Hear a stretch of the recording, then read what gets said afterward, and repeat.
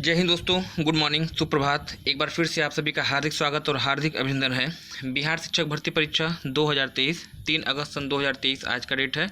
और साथ ही साथ आज मैं लेकर उपस्थित हुआ हूँ सामान्य अध्ययन का सेट नंबर 13। उम्मीद है कि आप सभी लोग अच्छे से होंगे, आप सभी की प्रॉपर तैयारी हो रही होगी। बिहार परीक्षा को लेकर, बिहार शिक्षक भर्ती परीक्षा को लेकर सामान्य अध्ययन की एक श्रृंखला चल रही है। और अगर आप चैनल में पहली बार आए हैं तो चैनल को सब्सक्राइब करके बेल आइकन को प्रेस कर दीजिएगा, क्योंकि ऐसे ही प्रतियोगी परीक्षाओं की दृष्टि से महत्वपूर्ण कंटेंट मैं आपको प्रोवाइड करता रहता हूँ। चलिए आइए शुभारंभ करते हैं। प्रश्न संख्या 1 की बात करिएगा। प्रश्न संख्या 1 की बात करिए तो यहाँ पे दिया गया है नीलम संजीव रेड्डी किस क्रम के राष्ट्रपति थे। जैसा कि आप सभी लोग को मालूम है कि नीलम संजीव रेड्डी भारत के राष्ट्रपति पद पर रह चुके हैं। इनका क्रम आपसे पूछा गया है, 5वें राष्ट्रपति है, 6वें राष्ट्रपति है, 7वें राष्ट्रपति है या फिर 8वें राष्ट्रपति हैं। तो नीलम संजीव रेड्डी के बारे में एक चीज़ आप जान लीजिएगा कि यह जो है भारत के एकमात्र ऐसे राष्ट्रपति हैं जो कि निर्विरोध चुने गए थे, या निर्विरोध निर्वाचित होने वाले एकमात्र राष्ट्रपति हैं नीलम संजीव रेड्डी। और इनका जो क्रम था यह भारत के 6वें क्रम के राष्ट्रपति थे, है ना। चलिएगा 7वें की अगर बात कर लीजिएगा, ज्ञानी जैल सिंह। 7वें नंबर के राष्ट्रपति आपके ज्ञानी जैल सिंह थे। और ज्ञानी जैल सिंह के बारे में कहा जाता है कि यह भारत के एकमात्र सिख राष्ट्रपति हैं। मतलब अब तक के इतिहास में भारत में केवल एकमात्र सिख राष्ट्रपति हुए हैं, वह आपके ज्ञानी जैल सिंह है, जिनका क्रम 7वें नंबर पर था। एक चीज़ और, पॉकेट वीटो का प्रयोग करने वाले एकमात्र राष्ट्रपति अगर आपसे पूछा जाए तो उनका भी नाम क्या है, ज्ञानी जैल सिंह है। चलिएगा प्रश्न संख्या 2 की बात करिएगा। सिंधुकालीन सभ्यता से लिया गया एक महत्वपूर्ण क्वेश्चन है। और अगर आप थोड़ी भी सीरियसली तैयारी करते हैं तो इस तरह के प्रश्न आपके गलत नहीं होने चाहिए, है ना। पूछा क्या गया है, निम्नलिखित में से कौन सुमेलित नहीं है, ये आपसे पूछा गया है। हड़प्पा रावी नदी के तट पर दिया है, रोपड़ सतलज नदी के तट पर दिया गया है, लोथल भोगवा नदी के तट पर दिया गया है, और कालीबंगा जो है घाघरा नदी के तट पर दिया गया है। पूछा गया है कौन सा सुमेलित नहीं है, यानी 3 इसमें सही है और एक आपका सुमेलित नहीं है, वो आपको छांटना है ना। हड़प्पा की बात करिएगा, पाकिस्तान में स्थित एक सिंधुकालीन सभ्यता है और यह जो है रावी नदी के तट पर स्थित है, ये बिल्कुल आपका सुमेलित है, बिल्कुल सही है। रोपड़ भारतीय पंजाब में स्थित है, सतलज नदी के तट पर स्थित है, ये भी आपका क्या है, बिल्कुल सही है। और लोथल आपका गुजरात में स्थित है, यह भगवा नदी के तट पर स्थित है, यह भी आपका बिल्कुल सही है। सुमेलित कौन नहीं है, ऑप्शन डी आपका यहाँ पे सही हो जाएगा। कालीबंगा जो आपका पड़ता है राजस्थान में, सिंधुकालीन सभ्यता का एक स्थल है। काले रंग की चूड़ियाँ यहाँ से मिली थी, युगल समाधान के अवशेष मिले थे, अग्निकुंड मिले थे, और साथ ही साथ जुते हुए खेत के साक्ष्य यहाँ से मिले थे। यह स्थान घाघरा नदी के तट पर नहीं है, बल्कि एक नदी याद रखिएगा, घग्घर, है ना। घाघरा अलग है, घग्घर जो है अलग है। घग्घर नदी के तट पर स्थित कालीबंगा, जहाँ से इतनी चीज़ें आपको मिली हैं, राजस्थान में स्थित है। और यह घाघरा के तट पर नहीं बल्कि घग्घर नदी के तट पर स्थित है ना। हड़प्पा की अगर बात करिएगा तो हड़प्पा से जो है आपका हड़प्पा की खोज 1921 ईस्वी में दयाराम साहनी के द्वारा की गई थी। रोपड़ सतलज नदी किनारे पे स्थित धान की भूसी के साक्ष्य आपको यहीं से मिले हैं। लोथल से डाक यार्ड के साक्ष्य मिलते हैं, फारस की मुद्राएं मिलती हैं। ये सभी प्रश्न है ना बेटा, जितनी भी चीज़ें हैं वो सभी आपकी पूछी जाती हैं। इसको आप प्रश्न तो एक ही है, लेकिन यदि आप इसको व्याख्या के हिसाब से देखेंगे तो अच्छे खासे प्रश्न आपके यहाँ पे बन के तैयार हो जाते हैं। तो निश्चित रूप से जो है इसको आप क्या करिएगा, नोट करिएगा, यहाँ से प्रश्न बनने की पूरी संभावना रहेगी। प्रश्न संख्या अगर 3 की बात करिएगा तो यहाँ पे दिया गया है, निम्नलिखित में से किस स्थान से पुजारी राजाओं की मूर्ति प्राप्ति हुई है ना। किस स्थान से पुजारी राजाओं की मूर्ति प्राप्त हुई है। हड़प्पा दिया गया है, राखीगढ़ी दिया है, मोहनजोदड़ो दिया है, और कालीबंगा दिया है। तो याद रखिएगा पुजारी मूर्ति के साक्ष्य कहाँ से मिलते हैं, ऑप्शन सी आपका यहाँ पे सही हो जाएगा, मोहनजोदड़ो, जो कि सिंधु नदी के किनारे पर स्थित है, पाकिस्तान में, लरकाना जिले में। विशाल स्नानागार, विशाल अन्नागार, पुजारी राजाओं की मूर्ति आपके इसे मिली है। सूती कपड़े के साक्ष्य भी जो है यही मोहनजोदड़ो से आपको प्राप्त होते हैं। आर डी बनर्जी 1922 में इसकी खुदाई करवाए थे। चलिएगा प्रश्न संख्या अगर हम 4 की अगर बात कर लें तो यहाँ पे दिया गया मेडुअल हिस्ट्री, मध्यकालीन भारत से ये लिया गया क्वेश्चन है। निम्नलिखित में से किसे कलंदर के उपनाम से भी जाना जाता है ना। कलंदर के उपनाम से भी किसे जाना जाता है, ये आपसे पूछा गया है। हुमायूं, अकबर, शाहजहां या फिर बाबर, है ना। अगर आपसे पूछ दे कि मयूर सिंहासन का निर्माण किसने कराया था, मयूर सिंहासन का निर्माण किसने कराया था, आप बताएंगे शाहजहां। हुमायूं, जिसकी मृत्यु हुई थी दीन पनाह नामक पुस्तकालय से गिरने से। अकबर, दीन इलाही धर्म के क्या थे, प्रवर्तक थे। और इस प्रश्न का जो सही उत्तर है, कलंदर के नाम से किसे जाना जाता है, ऑप्शन डी बाबर यहाँ पे आपका उत्तर सही होगा। मुगल वंश के संस्थापक बाबर, भारत में 1526 ईस्वी में इनका आगमन हुआ था और आते ही आते इन्होंने जो है पानीपत की पहली लड़ाई लड़ी थी इब्राहिम लोदी के खिलाफ। तोपखानों का प्रयोग किया था। 1527 में इन्होंने क्या किया था, खानवा के युद्ध किया था।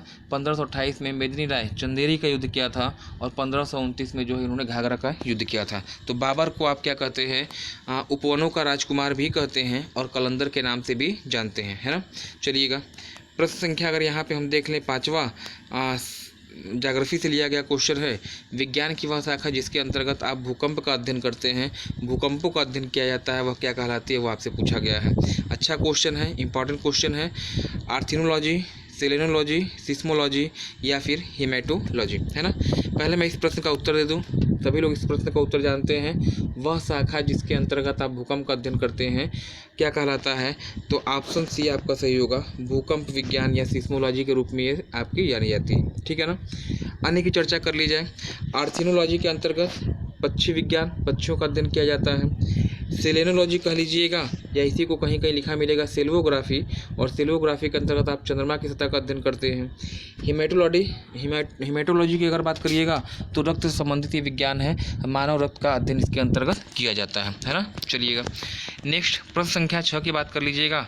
माउंट सबनकाया ज्वालामुखी निम्नलिखित में से किस देश में स्थित है। इंपॉर्टेंट क्वेश्चन है और रियर क्वेश्चन है, निश्चित रूप से जो है अगर परीक्षा में आया तो आपको मेरिट से डिमेरिट कर देगा, है ना। सबनकाया ज्वालामुखी किस देश में स्थित है, चिली दिया है, पेरू दिया है, मैक्सिको दिया है या फिर अल सल्वाडोर दिया है। तो इस प्रश्न का जो सही उत्तर हो जाएगा, माउंट सबनकाया ज्वालामुखी कहाँ पर स्थित है, तो दक्षिण अमेरिकी देश पेरू में जो है इसकी लोकेशन है ना। आप मुझे कमेंट सेक्शन में पेरू की राजधानी कमेंट में बताइएगा, चिली की राजधानी मुझे बताइएगा और अल सल्वाडोर की राजधानी कमेंट सेक्शन में कमेंट करके मुझे आप बताएंगे, ठीक है ना। प्रश्न संख्या 7 की बात करिएगा। निम्नलिखित में से कौन सा दर्रा लेह को मनाली से जोड़ता है। इंपॉर्टेंट दर्रा है, अक्सर एग्जाम में आपका प्रश्न यहाँ से पूछा जाता है। प्रश्न को मैं एक बार फिर से पढ़ना चाहूँगा। निम्नलिखित में से कौन सा दर्रा लेह को मनाली से जोड़ता है। सिपकिला दिया है, लिपुलेखला दिया है, रोहतांग दिया है और आपका बड़ा लाचा दर्रा दिया है। तो सिपकिला दर्रा हिमाचल प्रदेश में स्थित है, लिपुलेखला उत्तराखंड में स्थित है, रोहतांग आपका हिमाचल प्रदेश में है और बड़ा लाचा भी आपका क्या है, हिमाचल प्रदेश में है। लेह से मनाली की बात हो रही है, मतलब मनाली आपका हिमाचल प्रदेश में पड़ता है, लेह आपका लद्दाख में पड़ता है। तो यानी हिमाचल प्रदेश को लद्दाख से जोड़ने वाले दर्रे की बात हो रही है, तो यहाँ पे उत्तराखंड का कोई काम नहीं है, यानी लिपुलेखला यहाँ पे क्या हो जाएगा, वह रंग हो जाएगा, है ना। लिपुलेखला दर्रा जो है इसमें इस प्रश्न का उत्तर नहीं होगा। बच गया सिपकिला, बच गया रोहतांग और बच गया आपका बड़ा लाचा, है ना। तो अगर बड़ा लाचा की बात करिएगा तो बड़ा लाचा दर्रा जो है वह हिमाचल प्रदेश में एक स्थान पड़ता है मंडी, है ना। मंडी को जोड़ता है लेह से, और यहाँ बात हो रही है मनाली की, मनाली को लेह से जोड़ने वाले दर्रे की बात हो रही है।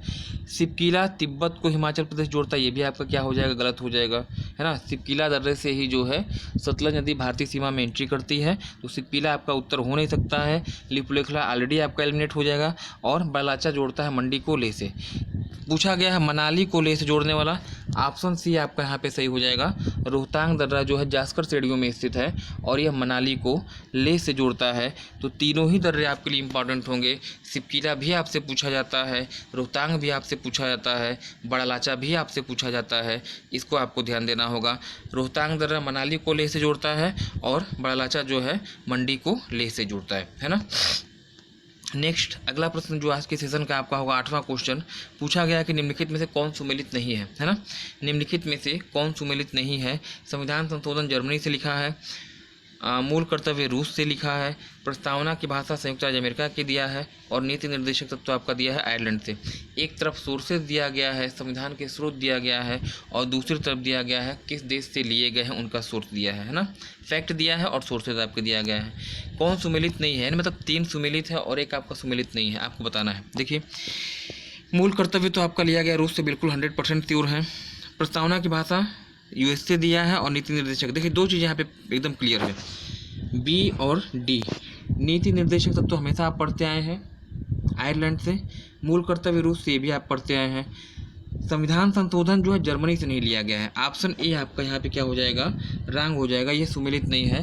संविधान संशोधन की प्रक्रिया 368 में दिया गया है और ये साउथ अफ्रीका, दक्षिण अफ्रीका के संविधान से ली गई है। ठीक, दूसरी चीज़ अगर देखा जाए, प्रस्तावना की भाषा संयुक्त राज्य अमेरिका से ली गई है। अगर आपसे पूछा है कि प्रस्तावना की जो उद्देशिका की जो विचार है, देखिए यहाँ पे मुझे लग रहा है ना कि दोनों ही चीज़ें यहाँ पे क्या है, वो दो, सी भी आपका रंग है।